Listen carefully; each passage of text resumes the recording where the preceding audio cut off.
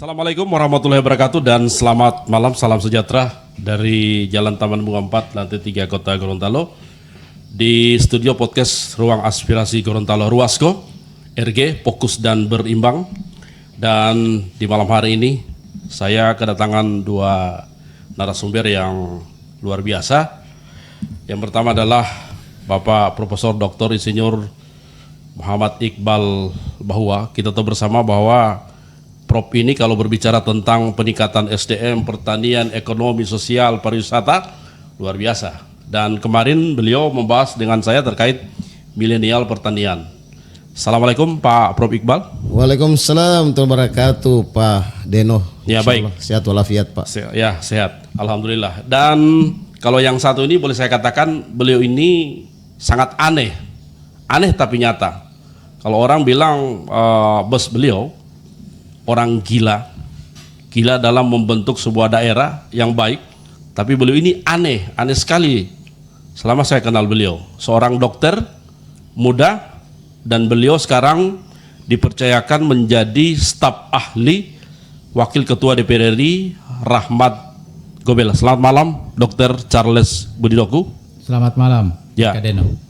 Pak Charles ini seorang dokter, tapi kalau berbicara tentang ekonomi seperti yang saya sampaikan, beliau juga ahlinya luar biasa. Nah sekarang beliau banyak strategi yang beliau susun dalam menghadapi pileg, ini di internal partai beliau. Dan kalau lebih seru saya akan panggil Kakak Budi ya. Siap. Kalau Pak Prof saya panggil Abang. Kakak saya. Oh kakak saja. Jadi dua-duanya kakak ini. Disesuaikan. Baik, selama 30 menit saya akan berdiskusi dengan dua narasumber ini dalam tema memperingati Hari Proklamasi yang ke-78 dalam rangka menjadikan Gorontalo lebih maju. Nah, tentunya saya mulai dulu dari Pak Prof Iqbal Bahwa. Kita bicara tentang ekonomi, karena sekarang di Gorontalo banyak yang dilakukan oleh Wakil Ketua DPR RI terkait kegiatan-kegiatan yang tidak pernah dilakukan di Gorontalo. Salah satunya Pak Prof, saya tadi ke sini, tadinya agenda ini jam 10, tapi saya 1 jam keluar dari satu acara di Perintis, Danau Perintis, Festival Produk Milenial Danau Perintis. Luar biasa, jutaan manusia di sana Pak Prof. Jadi berbicara tentang ekonomi, kekrab, juga pariwisata, ketenaga kerjaan, saya persilakan Pak Prof. Ya, terima kasih. Assalamualaikum warahmatullahi wabarakatuh. Assalamualaikum warahmatullahi wabarakatuh. Pemirsa Ruasgo, Ruang Aspirasi Gorontalo, fokus dan berimbang. Pertama, kalau kita ingin mengisi kemerdekaan dengan pembangunan, tentunya kita tidak lepas dari ada 6 peningkatan konsekuensi peningkatan ekonomi dan kesejahteraan masyarakat. Pertama, peningkatan sumber daya manusia. Kemudian pertanian. Kemudian ekonomi dan sosial. Kemudian kesehatan, pariwisata dan ketenaga kerjaan. Kita bahas satu-satu. Pertama, mengenai peningkatan sumber daya manusia. Konteksnya adalah peningkatan SDM ini adalah program yang selalu berkelanjutan. Karena tanpa SDM, suatu daerah, suatu negara itu juga akan terkebelakang. Tanpa SDM daerah tidak akan maju. Iya, tidak akan maju. Kalau kita lihat untuk menggerakkan ini perlu yang namanya perencanaan dan siapa yang mengeksekusi perencanaan itu. Terakhir kurang lebih 5 tahun ke belakang ini kita lebih melihat ke arah individual, baik itu pemerintah, baik itu wakil rakyat yang menggerakkan peningkatan SDM khusus di Gorontalo. Karena tema kita untuk Gorontalo lebih maju. Gorontalo lebih maju. Nah, dalam konsep ini Gorontalo lebih maju 2024 atau 2025? 2025 sampai seterusnya, sesuai dengan program dari salah satu wakil rakyat Gorontalo. Kalau tidak salah Pak Prof, saya melihat Anda waktu acara di Bedak Buku. Anda terpilih menjadi satu kepercayaan konsorsium ya? Boleh sedikit cerita tentang konsorsium Pak Prof? Nah, kita akan ke sana. Silakan Jadi Prof. Yang saya bilang tadi eksekutor, di sini kita punya yang namanya pemerintah, punya wakil rakyat. Nah, kalau kita lebih kerucutkan ini ke wakil rakyat, Kita punya Wakil Ketua DPR RI bidang industri dan pembangunan. Koritbang, ya. Ya, Korinbang. Ya. Beliau ini Pak Rahmat Gobel mengembangkan SDM ini dilihat dari tataran dasar, menengah, dan perguruan tinggi. Oke. Di tataran dasar, dia mengembangkan pusat-pusat permainan untuk playgroup, TK, dan lain sebagainya, sekolah dasar. Ya. Untuk bagaimana dari awal masyarakat atau anak-anak itu dibangun karakternya. Ya. Jadi yang ditekankan adalah di sini education, pendidikan. Education pendidikan. Ya. Dan itu dilakukan oleh Rahmat Gobel. Kalau Iya. tidak salah ada sekolahnya di Limboto ya. Limboto, dan dari ini dibangun oleh teman-teman yang sudah dibimbing oleh Pak Rahmat Gobel untuk mengembangkan itu di kecamatan-kecamatan. Dan itu kita lihat berbagai media sosial itu sudah disosialisasikan oleh teman-teman tersebut. Ya, oke. Yang kedua, di tataran sekolah menengah, Ya. beliau ingin pemuda-pemuda, remaja-remaja ini punya keterampilan yang bisa membangun karakter dirinya, Ya. misalnya dimagangkan keluar daerah, Ya. sehingga sebentar mereka setelah mendapat ilmu itu, mereka bisa kembali ke Gorontalo untuk membangun Gorontalo. Ya. Di tataran pendidikan tinggi, Pak Rahmat Gobel itu berupaya untuk mengajak pihak Kementerian Pendidikan untuk mengembangkan satu model yang sudah dikembangkan oleh Kementerian, Merdeka Belajar Kampus Merdeka, MBKM. MBKM. Sehingga dia membuat yang namanya konsorsium perguruan tinggi dan swasta, perguruan tinggi negeri dan swasta. Ya. Ini semata-mata untuk bagaimana kaum milenial yang di kampus itu untuk bisa sama-sama dengan beliau untuk membangun daerah. Itu di konsorsium semua rektor ya. Semua pendidik, semua perguruan tinggi negeri dan swasta melibatkan dosen dan mahasiswa. Dosen dan mahasiswa. Karena ini program kementerian yang oleh Pak Rahmat Gobel di follow up ke Gorontalo. Ya. Dan ini dijalankan secara bersama melalui organisasi konsorsium. Kebetulan saya dipercayakan sebagai ketua konsorsium itu. Wah, luar biasa. Jadi saya berhadapan dengan Bang Iqbal ini yang juga ketua konsorsium. Iya. Satu kepercayaan penuh dari Rahmat Gobel untuk Anda. Iya, makanya saya ini kemarin diundang oleh Pak Rahmat Gobel untuk rapat bagaimana mempersiapkan pelaksanaan MBKM itu. Langsung ketemu dengan Direktur Riset dan Pemberdayaan Pengembangan Masyarakat Kementerian. Langsung rapat dengan beliau, eksen kapan, dan ini akan melibatkan mahasiswa untuk membangun desa. Iya. Dengan pintu masuknya pertanian. Iya. Sehingga akan melahirkan petani-petani milenial, baik itu dari mahasiswa maupun masyarakat desa. Iya. Di akhir pada kegiatan itu, masyarakat mahasiswa membangun aspek-aspek kehidupan masyarakat. Contoh kesehatan seperti apa, pengembangan teknologi seperti apa. Iya. Pak Prof mesti harus berhati-hati. Narasumber yang satu ini juga seorang dokter, Pak Prof. Iya, makanya insya Allah beliau akan tambahkan lebih banyak itu. Kemudian yang ketiga, bagaimana mahasiswa itu mengembangkan ekonomi masyarakat. Oke.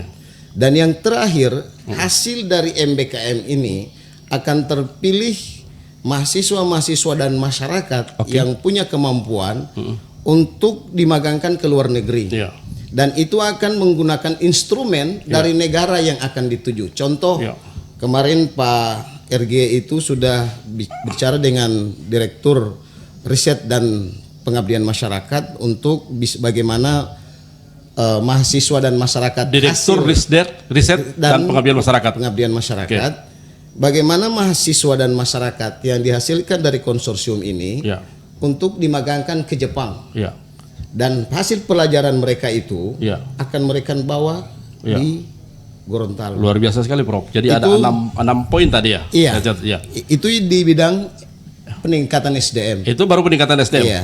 Kita tahan sedikit, Prof. Ya, supaya ini sinkronisasi ini, Prof. Ya. Sekarang saya pindah ke narasumber. Kalau yang satu ini seorang dokter, Pak Prof. Tapi beliau di sini sebagai staf ahli dari Pak Rahmat Gobel. Saya ingin tanya ke Pak Dokter, Pak Charles, Kakak Charles ini, Kakak Budi. Tentunya di peringatan kemarin ini di kantor Anda saya lihat ada upacara bendera ya. Kemudian juga di situ ada apa namanya, bawa jarak ke taman-taman makan pahala. Mungkin bisa cerita apa saja yang dilakukan dalam rangka memperingati hari HUT 78 yang dilakukan oleh Partai Nasdem ya, seperti itu. Silakan Iya, Pak. di kantor baru kami. Ya, Tower Nasdem ya. Iya, di titik ordinat Gorontalo. Wow, titik koordinat. Iya. Silakan. Kami melaksanakan upacara Ya. hening cipta di hari proklamasi. Ya, Dan itu tahun-tahun sebelumnya Ya. juga dibuat. ya, Itu atas instruksi Kakak Rahmat Gobel. ya, Karena beliau menginginkan di bulan Agustus itu adalah kita harus merenung, belajar tentang nilai-nilai perjuangan, ya, terutama ya, pejuang Ya.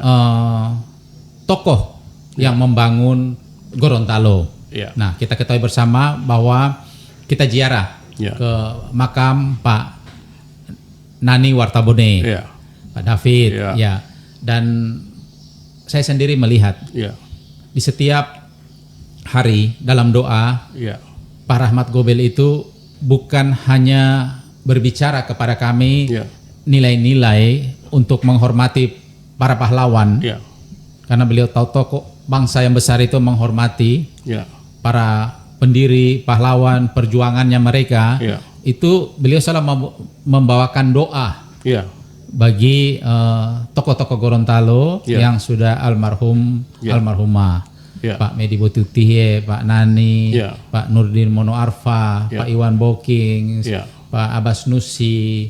Itu dilakukan ziarah ya oleh semua pengurus ya. Nggak, itu doa yang selalu Doa. dipanjatkan Pak Rahmat tiap hari. Oh, iya. Tapi seluruh pengurus itu Ikut ya? ikut berziarah Ya. untuk mengetahui nilai-nilai perjuangan. Ya. Nah, tadi saya dengar Kakak Deno dari Danau Perintis, Ya. ya kan? Kakak Deno tadi sebelumnya Saya 1 juga. jam lebih Pak Dokter. Tadinya agenda jam 10, saya jam 11 lewat karena susah keluar jutaan manusia yang ada di Festival Produk Milenial Danau Perintis. Itu Iya. yang dilaksanakan oleh Pak Rahmat Gobel juga ya. Iya, jadi sebelumnya itu dibuat tahun lalu di lapangan Ipotapa. Oke. Jadi dipindahkan di Danau Perintis ya. Danau Perintis. Ya. Begitu juga Festival Tuna. Festival Tuna juga dilaksanakan di Ipotapa. Tahun ini Ya. dipindahkan Pak Rahmat ke Tamendau, Leato. Tamendau, ya. Ya. Jadi ini dalam hal beliau membangun pilar-pilar ekonomi. Ini belum pernah dilakukan di Gorontalo Pak. Luar Pak Dokter. biasa. Jadi Ya. ketika Festival Tuna, Heeh. Pak Rahmat mendatangkan Raja Tuna, Kiyoshi Ya. Kimura. Yoshi Kimura. Kiyoshi Kimura, Raja Tuna Jepang Ya. yang kira-kira punya 300 outlet. Well. Sushi Sangma, restorannya di sana. Ya. Nah, itu beliau datang. Bayangkan, diadakan lelang dan ikan Ya. itu bisa harga sampai di lelang itu 18 juta. Bukan melihat besarnya ikan, tapi kualitasnya ikan. Nah, Ya. ini Pak Rahmat akan pindahkan ke Tamendau. Nah, beliau akan melihat lagi. Di situ nelayan-nelayan akan menyuplai Ya. ikan. Ya. Nah, itu akan diadakan juga sehingga terdistribusi toh, pembangunan ekonomi itu. Ya, ya. Nah, Oke, Pak Dokter. nilai-nilai Ya. sejarah itu, Iya. nilai-nilai yang ada dari perjuangan Ya. itu yang Pak Rahmat inginkan bagi milenial, Ya. anak-anak generasi Z Ya. yang sudah tidak tahu itu nilai-nilai itu ditanamkan oleh Kakak Rahmat Gobel. Ya, kemarin Pak Dokter di Tower Nasdem ya. Ya. Kantor Nasdem itu ada dilakukan begitu banyak orang melakukan donor. Itu gimana Pak? Donor darah ya? Donor darah, tapi itu Pak Dokter khusus- sendiri yang melaksanakannya, penanggung Iya, jawabnya? dengan kerjasama dengan Palamera Indonesia, PMI. PMI dalam hal ini ketuanya Pak Ishak Liputo, Iya. provinsi dan PMI kota Itu membantu. berapa yang donor Pak? 218, Wah, banyak sekali. tapi seluruhnya bacalek Jadi Bacalek dari Partai Oh, Nasdem, Partai Nasdem, dimintakan Kakak Rahmat Gobel Ya. sebelum bertarung Ya. di pemilu, kalian korbankan dulu darah kalian, karena ini beliau membaca Gorontalo ya. kekurangan darah. Itu yang saya bilang sangat aneh Pak Dokter. Ya kan? Di 17 Agustus Bacaleknya melakukan donor darah. Iya. Semuanya lagi diwajibkan untuk donor darah. Semua. Nah, cuma bagi bacalek yang tidak bisa mendonorkan darah karena ada Ya. penyakit, Ya. ada hipertensi, Ya. kolesterol tinggi atau kurang tidur, Ya. itu membawa penggantinya. Ya, agak oke. Ini berbicara tentang milenial. Danau Perintis itu menitiberkan dalam rangka festival milenial. Oh iya, ya, Kakak Deno bisa hari Ya. ini. Berapa pengunjung yang datang? Bahkan Jutaan orang. ketika Ibu Wakil Bupati mau melaporkan ke Kakak Rahmat Gobel, kemarin pendapatan setiap bulannya naik terus. 40 juta, 50 juta, bahkan tembus 70 juta, itu pun hanya dari parkir. Ya. Nah, artinya apa? Pak Rahmat membangun itu, beliau melihat ada nilai-nilai perjuangan Bapak Nani Wartabone. Ya. Ketika itu, Pak Nani melihat pertanian di situ butuh air. Nah, beliau bergotong royong dengan warga masyarakat di situ, Ya. tokoh-tokoh yang ada di situ, untuk membuat embung Ya. di cekungan di bawah kaki gunung Ya. Tilong Kabila. Itu saya lihat ada di pembukaan kemarin ada Bank Indonesia. Itu gimana Pak Dok? Ya, itu salah satu sponsor. Ada kerjasama UMKM-nya. Iya, UMKM, karena kita ketahui bersama Ya. standar Bank Indonesia itu adalah standar UMKM Ya. yang sudah terverifikasi dari Balai POM-nya, izin, kemasan, bahan-bahan yang bisa dipakai. Jadi acaranya semua ini ya. Iya, berbicara saya cerita dulu Ya. tentang Oke. Perintis. Saya sangat senang. Siapa-siapa yang hadir di situ, Pak Dokter? Ya, Yang hadir dalam acara kemarin itu, Pak Dokter? oh banyak. Hanya khusus Pejabat-pejabat Nasdem- ada dari Apa hanya partai, khusus Nasdemnya? fraksi Golkar ada, Oh, jadi Ketua semua ya? P3 ada, Demokrat ada, PKS ada. Iya. Kita undang Pak Rama, suruh undang semua, Iya. karena kita dalam membangun jangan melihat warna, Iya. ya kan? Iya. Kita lihat nilai-nilai perjuangan itu. Nilai- Coba bayangkan Iya. di zaman itu. Iya. Pak Nani melihat ada tanah seluar 6 hektar dengan gotong royong mereka berkeringat Ya. untuk membangun satu embung yang sekarang menjadi danau untuk pengairan sawah. Di zaman itu mereka sudah memikirkan bagaimana ketahanan pangan itu. Ya, ketahanan pangan ya. Itu namanya perintis. Ya. Yang saya tahu, perintis itu seperti perintis kemerdekaan. Perintis itu adalah memulai Ya. perjuangan untuk para petani pejuang. Hati-hati Pak Dokter, samping Pak Dokter ini kalau pangan ya ini ahlinya juga. Silakan Pak Dokter. Iya. Ya. Bahkan ada yang mengatakan bahwa perintis itu ada Iya. peningkatan ekonomi Indonesia Timur. Jadi Peningkatan macam-macam. ekonomi Indonesia Timur. Timur. Ya. Karena mungkin cita-cita untuk menjadikan Gorontalo lumbung pangan Indonesia Timur. Oke. Cita-cita Pak Rahmat Gobel menjadikan Gorontalo lumbung pangan. Pak Iqbal, Pak Prof mengatakan bahwa Gorontalo lebih maju kalau menitip beratkan dalam melibatkan langsung milenial. Nah, gimana ini Pak Prof? Ya, kita pindah pada program pertanian ya. Ya. Seperti benar yang dikatakan Pak Dr. Budi tadi bahwa Kita sinkronkan Ya. pangan dan pertanian. Ya. dari proses pembuatan danau perintis itu Ya. berarti sudah sejak dari dulu pihak pejuang itu sudah memikirkan bagaimana Gorontalo itu tidak kekurangan pangan. Ya. Karena yang namanya pangan butuh iklim, butuh air, butuh lahan, sehingga ini selalu dikerjakan oleh petani. Ya. Nah, zaman sekarang oleh Pak Rahmat Gobel, oleh Wakil Ketua DPR RI itu dikembangkan melalui dia melihat bahwa Gorontalo ini kaya akan sumber daya pertanian. Baik itu kaum milenialnya maupun potensi sumber daya alamnya. Ya. Nah, contoh misalnya tanaman padi, tanaman jagung. Ya. Kemarin beliau pada tahun lalu beliau itu mengusahakan bagaimana pihak sektor swasta untuk membangun pangan Gorontalo. Ya. Saya terlibat langsung di dalamnya, kita buat, dan itulah hebatnya seorang Rahmat Gobel. Ya. Beliau tidak membangun pada tataran operasionalnya dulu, tapi pada tataran pendidikan petani dulu. Jadi petani ini dididik dulu bagaimana untuk mengerjakan lahan pertanian dengan pupuk organik. Ya. Yang terbiasa dengan pupuk anorganik, pupuk kimia, diundanglah sektor swasta yang memang pengusaha pupuk organik. Ya. Sehingga petani ini dibelajarkan dulu. Kemudian dibuatlah demplot. Nah, alhamdulillah dengan pembuatan demplot di Bone Bolango, penanaman padi sawah yang hari itu dipanen oleh Gubernur Ehime. Dan ini salah satu prestasi yang luar biasa. Ditanam oleh anak bangsa Gorontalo, dipanen oleh pihak luar, pihak gubernur yang dari Jepang, sehingga bisa dia melihat bagaimana karakter perubahan petani Gorontalo itu menuju pertanian. Ini gubernur Jepang datang di Gorontalo. Gubernur Ehime yang dari Jepang yang memanen langsung pertanian padi organik yang ditanam oleh tangan-tangan petani Gorontalo. Itu yang pertama. Kemudian yang kedua, beliau mengembangkan tanaman jagung dan itu di Kabupaten Gorontalo sampai di Kabupaten Pohuwato dan Bualemo. Ini kenapa? Untuk bagaimana pihak petani ini belajar untuk mulai belajar ke pertanian yang sehat untuk pengembangan pangan yang akan datang, sehingga hari ini pangan tersedia, besok pangan tersedia, dan yang akan datang justru meningkat. Kalau itu jalan, saya bisa jamin Gorontalo maju. Iya. Pak Prof tahu Gorontalo sesuai data itu pada peringkat yang kelima angka Di kemiskinan Pak Dokter. Iya. Iya. Nanti mungkin Pak Bicara fakta. Pak Charles Budidoku, Kakak Charles yang bisa menambahkan. Iya. Bagaimana dengan konsep pertanian yang dibangun oleh Pak Rahmat Gobel, di mana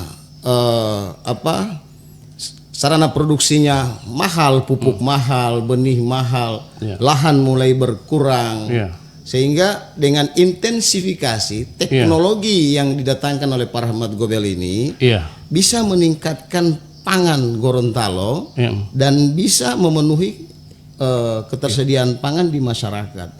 Bukan tidak mungkin 10-20 tahun yang akan datang Gorontalo akan menjadi penyuplai pangan ke daerah lain. Luar biasa. Iya, karena apa? Karena kalau intensifikasi itu butuh modal, butuh SDM yang talenta di situ, sehingga konsorsium tadi akan melahirkan petani-petani milenial yang sudah berguru di negara-negara maju di bidang pertaniannya, sehingga mereka bisa mengelola. Salah satu program atau misi dari konsorsium juga adalah percepatan pembangunan pertanian pemerintah provinsi seperti itulah. Gorontalo. Sehingga ada roadmap pembangunan Gorontalo itu ini disejajarkan oleh Pak Rahmat Gobel. Jadi Pak Rahmat Gobel ini membangun bukan tanpa data, justru boleh membangun ada data dan fakta. Boleh saya tahu sudah berapa titik Pak Rahmat melakukan reses di Gorontalo, Pak? Jadi udah 300 lebih, Pak ya. Iya, 387 titik. 380 dan kunjungan sekian. beliau selama menjabat lebih kurang 58 kali. 58 kali. Nah, ini luar biasa. Oleh seorang wakil rakyat, bukan cuma pada masa reses saja beliau datang, tapi pada hari-hari yang sebenarnya memerlukan kehadiran beliau di pusat, justru beliau ada di daerah pemilihan.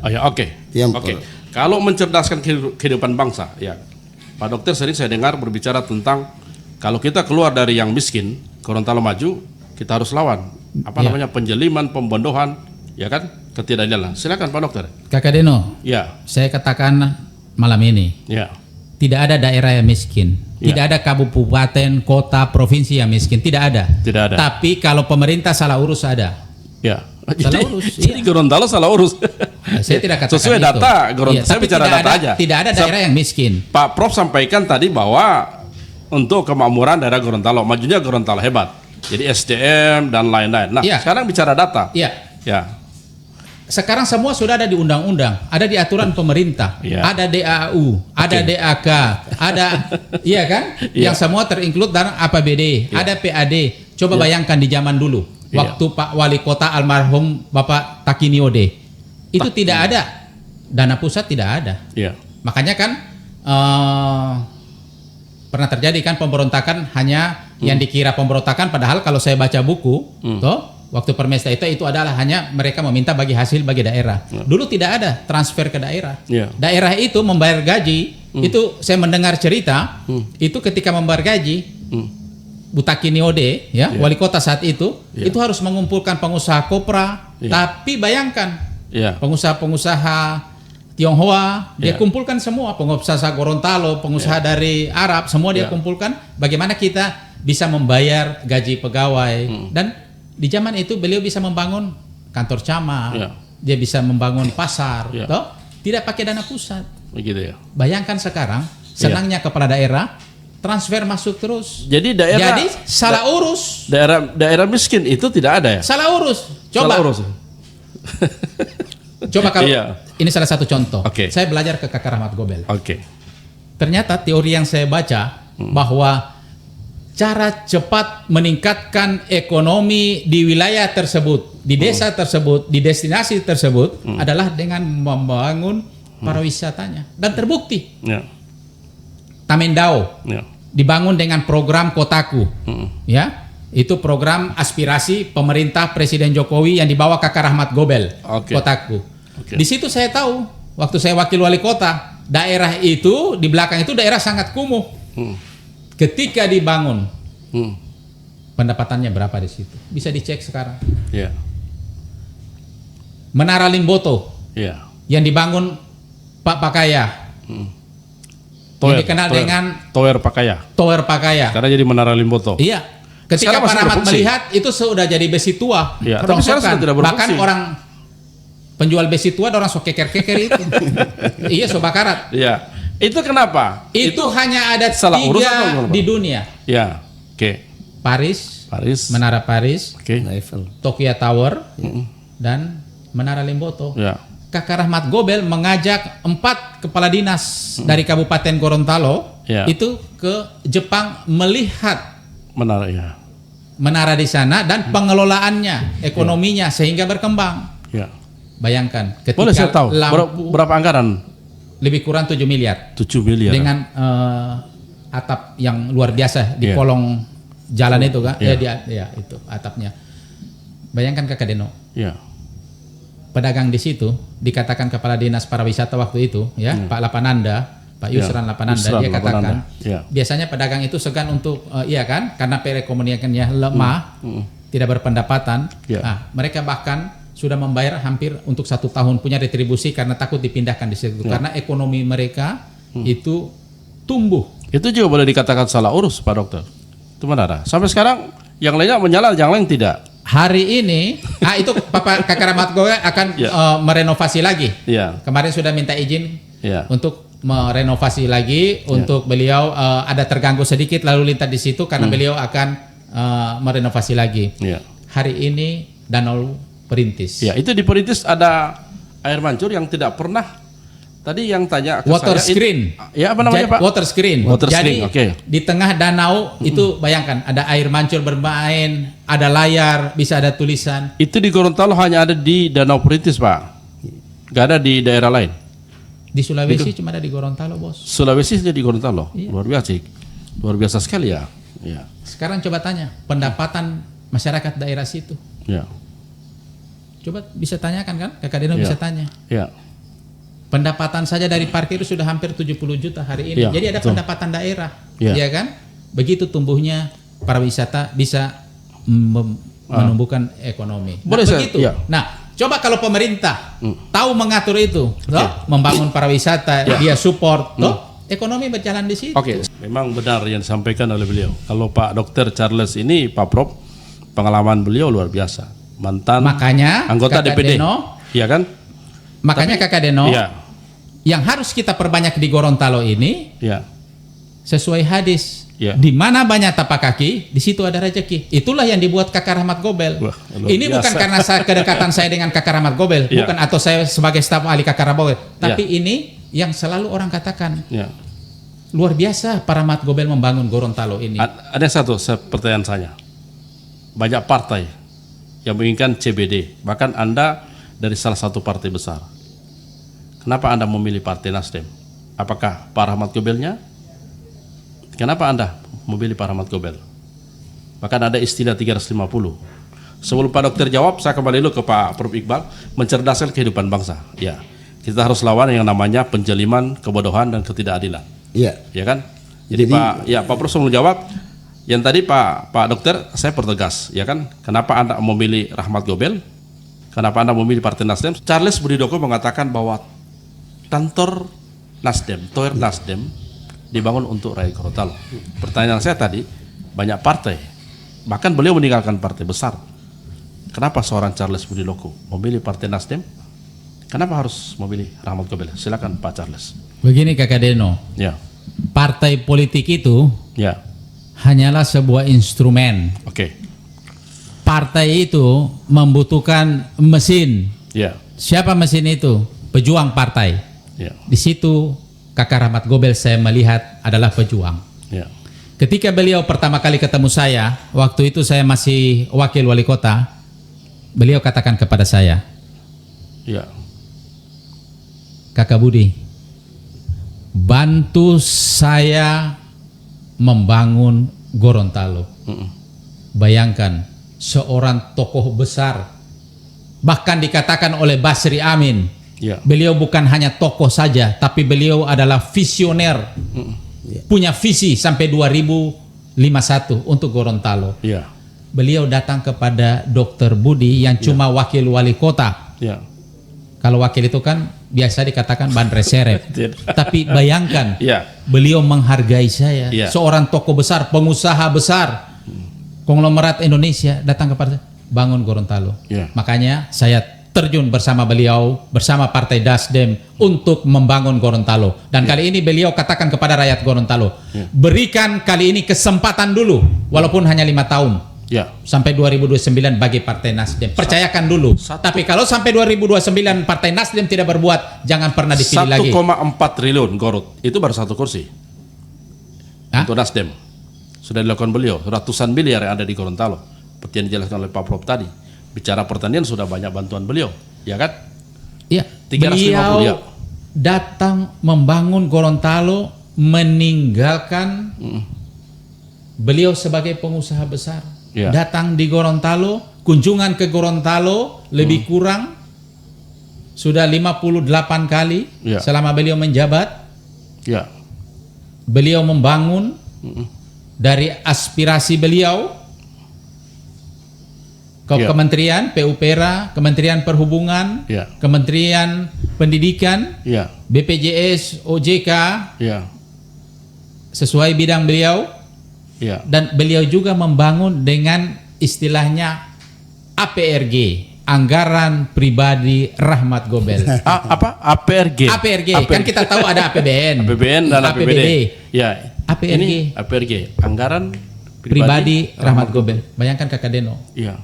Masjid Baitur Rahim Kota Gorontalo, Ya. ya, Pak Wali Kota mengatakan, Ya. iya kan, terima kasih Kakak Rahmat Gobel telah merenovasi lagi Iya. masjid. Masjid Agung Baitur Rahim ya. Ya. Iya. Pak Dokter, mungkin masih ada yang disampaikan Pak Dokter. Ada pertanyaan saya dari Pak Dokter yang namanya 350. Itu apa Pak Dokter? OTW 350. Itu target partai. Target. Ya. Karena Ya. Saya lihat Pak Dokter ini ada menyimpan strategi yang sangat belum Pak Dokter sampaikan ini. oh iya, strategi tidak boleh semua kita buka. Iya. Tapi- kalau Pak Dokter bilang kikis sedikit ya. Boleh. Artinya begini, Iya. Kakak Rahmat Gobel butuh teman berjuang bersama Iya. di DPR. Kalau beliau hanya sendiri, tentunya masih ada komisi lain yang kosong. Makanya beliau teman, karena kursi kita 3, toh beliau butuh teman 2, 3 untuk bersama membangun Gorontalo. Ya, kapan lagi ya Pak Prof ya? Ya. Dan itulah target kita. Iya. Target satu kursi bila perlu Bukan 3 kursi. untuk jabatan, bukan untuk gagahan, tapi beliau butuh itu untuk membangun tanah leluhurnya Kakak Deno. Jadi Pak Rahmat ini mengabdi untuk tanah leluhur ya. Iya. Ya, politik adalah ibadah buat beliau. Iya. Ya, kembali ke Pak Prof. Iya. Silakan Pak Prof. Jadi tadi kita kembali mencerdaskan ya, Oke. cerdaskan. Satu yang rencana dalam roadmap pembangunan Gorontalo itu pembangunan atau peningkatan SDM, pembangunan atau peningkatan perguruan tinggi vokasi. Di Gorontalo adalah politeknik Iya. pertanian. Ya. Di Indonesia itu politeknik negeri itu hanya 29, 9 politeknik. 9 politeknik. Dan politeknik ini Gorontalo ini masih swasta. Oke. Nah, bagaimana ini akan dikembangkan oleh Pak Rahmat Gobel juga untuk tadi untuk mengawal kaum milenial tadi, karena kalau vokasi itu lebih ke arah keterampilan. Ya. Nah, sehingga beliau ke depan dengan bagaimana membangun pendidikan itu dibangun masyarakatnya, sarana prasarana pendidikannya, Ya. sehingga mereka setelah belajar di luar, mereka tertarik untuk kembali Ya. dan untuk mengabdi. Dan dari sana mesin-mesin tangan-tangan terampil ini akan membangun Gorontalo. Ya. Bukan hal ini oleh beliau dikatakan harus sekarang kita bangun. Ya. Maka tadi sudah dijelaskan oleh Pak Budi, Hmm. berilah kesempatan kepada kami. Ya. Penerjemahan kami sudah jelas. Sehingga saya Ya. sebagai orang akademisi merasa terpanggil Ya. juga. Ya. Kenapa saya merasa terpanggil? Ya. Karena ini Ya. pencerdaskan Ya. kehidupan bangsa. Pak Prof jangan terpengaruh dengan Pak Budi. Ya. Silakan Pak Prof dengan keahlian Pak Prof. Ya. Ya. Saya lihat Pak Prof ini terpengaruh dengan Pak Budi nih. Jadi Ya. itulah saya karena menyaksikan langsung bagaimana beliau dengan motivasi beliau Ya. untuk berprestasi untuk Gorontalo. Ya. Berilah kesempatan kepada kami Ya. untuk mengabdi pada negeri ini. Ya. Negeri dalam tanda kutip Indonesia dan Gorontalo. Ya. Artinya apa? Ya. Seperti dijelaskan tadi, Ya. kesempatan ini walaupun hanya sehari, Ya. jangankan 5 tahun, sehari Oke. diberi kesempatan, insya Allah akan jadi bagus. Beri waktu kami untuk membangun negeri ini. Ada 5 alasan kenapa memilih Rahmat Gobel. Nanti kita lanjut pada sesi selanjutnya lewat Ruang Aspirasi Gorontalo. Fokus dan Pendidikan bersama saya Dano Jarai. Assalamualaikum warahmatullahi wabarakatuh. Waalaikumsalam warahmatullahi wabarakatuh. warahmatullahi wabarakatuh.